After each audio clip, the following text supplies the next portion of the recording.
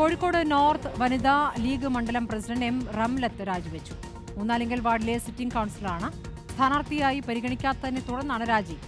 STU സംസ്ഥാന പ്രസിഡന്റിന് seat നൽകാത്തതിനെ ചൊല്ലി കോർപ്പറേഷനിലെ നല്ലളം ഡിവിഷനിലും ലീഗിൽ തർക്കമുണ്ട്. VS രഞ്ജിത്ത് വിവരങ്ങൾ നൽകും. രഞ്ജിത്ത്, എങ്ങനെയാണ് കോഴിക്കോട് കോർപ്പറേഷനിൽ ഇപ്പോൾ ലീഗിന്റെ തർക്കം? കോഴിക്കോട് കോർപ്പറേഷനിൽ ലീഗിന്റെ സ്ഥാനാർത്ഥി നിർണയവുമായി ബന്ധപ്പെട്ട് നിരവധി തർക്കങ്ങളുള്ളതായി നമ്മൾ നേരത്തെ തന്നെ റിപ്പോർട്ട് ചെയ്തിരുന്നു. ഈ തർക്കങ്ങൾ ഒരുവിധം പരിഹരിച്ചുകൊണ്ടാണ് ഇന്നലെ രാത്രിയോടുകൂടി ലീഗ് സ്ഥാനാർത്ഥികളെ പ്രഖ്യാപിച്ചിട്ടുണ്ടായിരുന്നത്.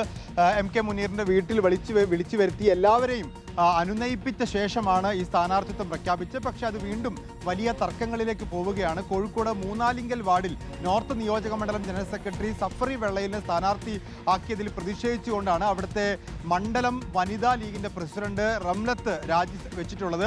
എന്നാൽ റംലത്തിന്റെ രാജി മണ്ഡലം പ്രസിഡന്റ് സ്വീകരിച്ചിട്ടില്ല.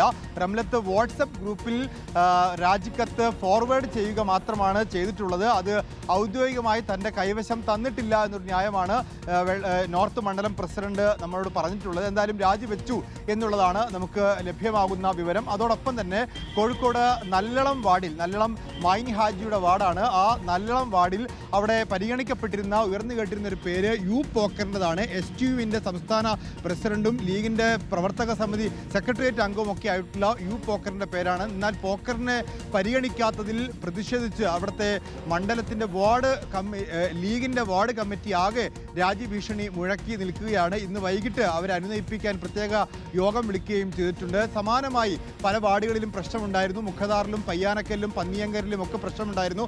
ഈ പ്രശ്നങ്ങളൊക്കെ ഒരുവിധം പരിഹരിച്ചാണ് ഇന്നലെ രാത്രിയോടുകൂടി 25-ൽ 23 വാർഡുകളിലെയും സ്ഥാനാർത്ഥിത്വം ലീഗ് പ്രഖ്യാപിച്ചത്. ഇതിനിടയിലാണ് ഇപ്പോൾ റംലത്തിന്റെ രാജി ഭീഷണി നിലനിൽക്കുന്നത്. ശരി, VS രഞ്ജിത്താണ് വിവരങ്ങൾ നൽകിയത്.